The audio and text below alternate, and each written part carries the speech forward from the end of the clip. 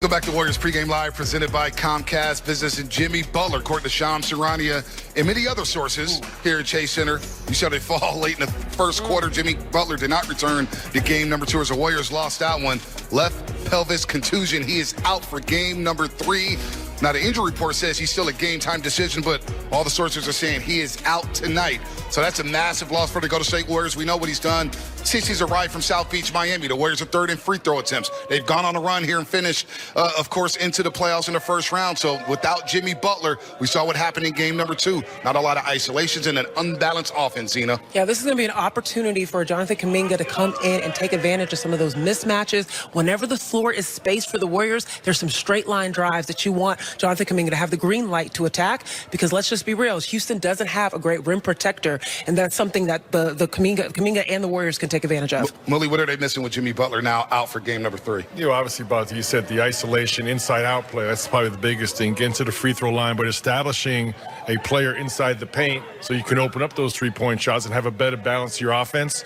But with this change, I think the Warriors will go back to more free, rhythm and flow offense, really try and pick up the pace. The Rockets have dictated style of play and pace of play. Now the Warriors are home. There's an opportunity here to really get this game up and down the floor. And as they do that, number one priority is taking care of the basketball. Now, Zena, you brought up Jonathan Kuminga here. Game number 2 came off the bench. Obviously, Jimmy Butler got hurt. Redick Pajemski was dealing with an illness. He was 4-12 from the floor, 11 points. A tough situation after he picked up 3 consecutive DNPs. However, good news, against the Houston Rockets this season, he has averaged 21-7 in the regular season, shooting 50%, and he's had some of his better games against the Houston Rockets this season. You know, when I heard that Jimmy Butler was going to be out, that's why I went straight to Jonathan Kuminga. He is exactly the player that can fill in that ISO ball opportunity, take advantage of these mismatches, go and not be timid attacking the basket. This is what they're going to need. Someone that goes downhill, someone that forces the opportunity in the paint, because we know that that's been the number 1 discrepancy for the Warriors. The Warriors are down 38 points over 2 games in comparison to what the Rockets can do. Yeah, and the Rockets throw out so many athletic, long forwards. Jonathan's a natural matchup there physically, and I think it is important, as Zena said, be really aggressive. But I think Jonathan needs to come in here tonight and really attack the paint first, not shoot too many threes early in the shot clock, and really play his game, play loose.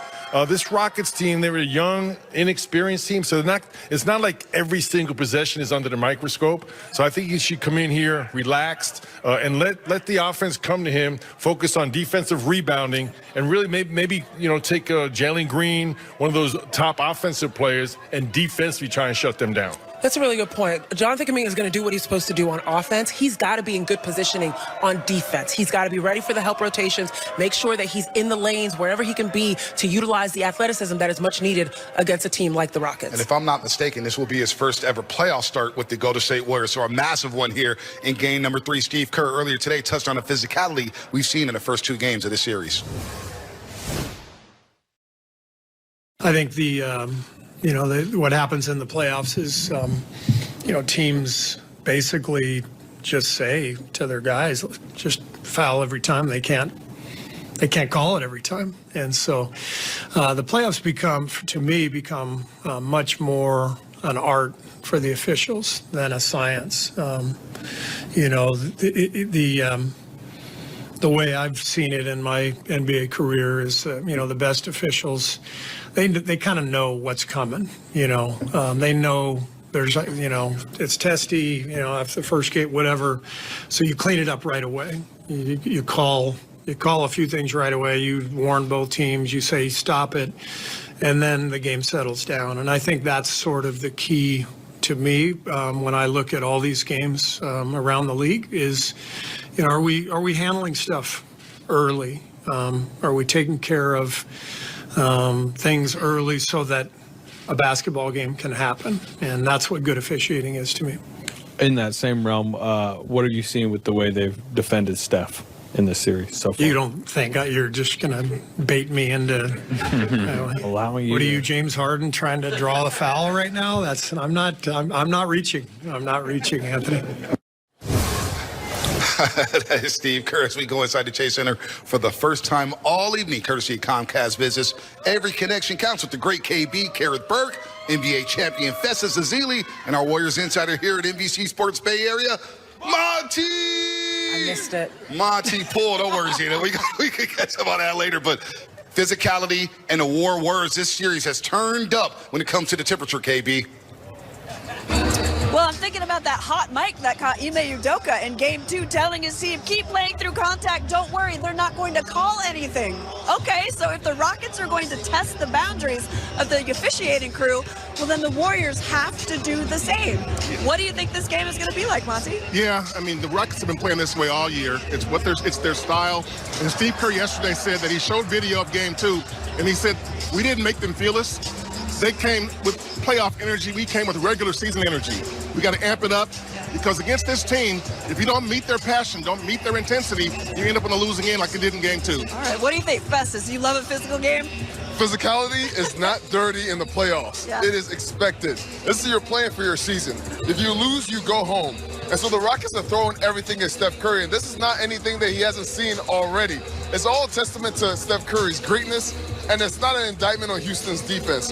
If you want to force the referees to call fouls, then you be the aggressors. That's the message I would say to the Golden State Warriors. If Jimmy Butler is limited or out tonight, the Warriors have depth. Jonathan Kuminga, Moses Moody, Pods. I don't want Draymond Green to be the guy to insert his physicality tonight because you know the refs are always watching Draymond. But there's a bunch of guys on the team that can be physical. Quentin Post is another one of those guys. He's a big guy. You got to insert your physicality down low. I think physicality for the Golden State Warriors is imperative tonight. This is the playoffs, and you got to make your impact felt as the game goes on. All right, 3 technicals for each team in the last game, plus the flagrant foul on Jalen Green on Draymond. If it's going to be physical, how do you keep the mental edge to play tough but not stupid? I think the Warriors, they've been here before. They know what it takes to win in the postseason. And when you hear them say, we need to be more physical, I take that to mean that just meet their physicality. Yeah. I think mentally they have the edge as long as they play physically the way they should. Okay. Well, you don't get fouls on the three-point line. So the way I see it, physicality shows up in setting better screens, being a better diving, getting downhill into the paint. That's how you're going to get the fouls. That's how you force the refs to call fouls for you. Yeah. Okay, watch the mentals tonight. How do you be physical but also keep your head, play the head games as well tonight? All right, be physical. Be physical, crash the glass, win the battle with the points in the paint. We'll get to that a little bit later in the program here on Warriors Pregame Live. But DeMarcus Cousins, the boogeyman, he was a former member of the Golden State Warriors. He says, I think the refs are letting too much go. I enjoy the physicality of it, but there are some plays that got missed. That's DeMarcus Cousins on the Run It Back podcast, of course. And look, you could say Stephen Curry's been getting grabbed or whatnot, but I'm looking at the officials tonight. James Williams, a.k.a. Gucci Man, Kevin Scott, Curtis Blair. They have a tough task on their hands. And it's not just the Warriors and Rockets series, Zena. We've seen this throughout the playoffs so far. The physicality has been turned up a notch, and referees are letting things go. Yeah, I've seen many teams across the league be teams that have no love lost for each other. I mean, there's a lot of tension running through these teams, but really it has to come down to setting the emotional tone from the leaders. I'm looking at Draymond. I'm looking at Steph. Of course, Jimmy Butler's not going to be out there. You have to be able to showcase what it looks like to be physical, but also controlled. This is why Steve Kerr, at one point throughout the game, in Game 1, was saying, poise, poise, poise. That is how you show up. Do your job. Set your screens hard, cut hard, do your things hard, but do not keep crying to the refs. They will see what needs to be seen. There's been an emphasis this entire season, really, in my mind, initiated by the coaches, that they had such a hard time playing defense because the offense had such an advantage. So the NBA adjusted to that. It's picked up now in the playoffs. Every series, as you said, in between games is going to be lobbying for calls. But to me, physicality is not just, the fouling and different things like that. For me, the Warriors, I think, need to use their endurance and stamina and speed this game up in their conditioning. Yeah. There's a physicality to that as well, setting the tone and the pace of play. And this Rockets team wants to play at a slower pace. Make them chase you. Get that game up and down and see if they're in shape. Can they chase you all night long? Yeah, the Rockets have held the Warriors to under 100 points in 5 of the 7 matchups this season. Also held them to under 22 assists in 4 of the 7 matchups. So it's been dictated by the Rockets.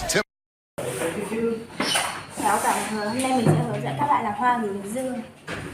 Sư phải viết đường này, sư lại viết đường này. Đấy, nhìn cái nghĩa đấy, còn không biết có bút viết em đấy. Biết không? Đúng không?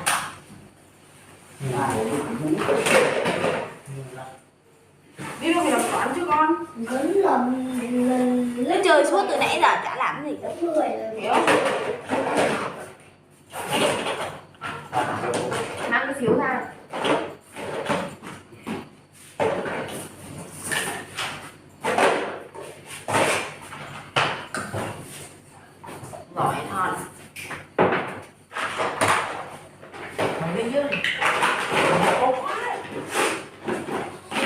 Tí nữa là lên nắp. Thế nên là này kim tự nó nắp này đi mà.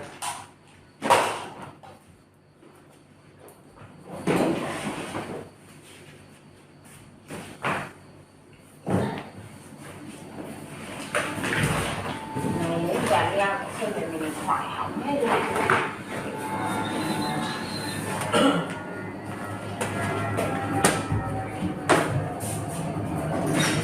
Lên lên.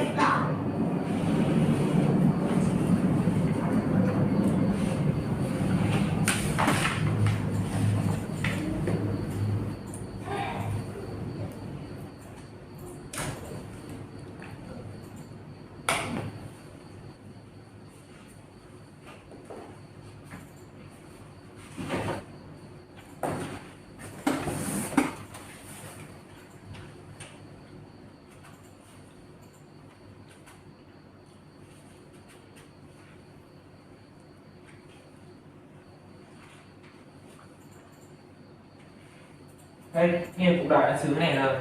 Đọc việc lơ lại cũng khó. Đời xứ này rồi. Thứ nào chịu nổi. Nuột thế. Anh nghe xem với cả anh em của anh thì Đâm dây.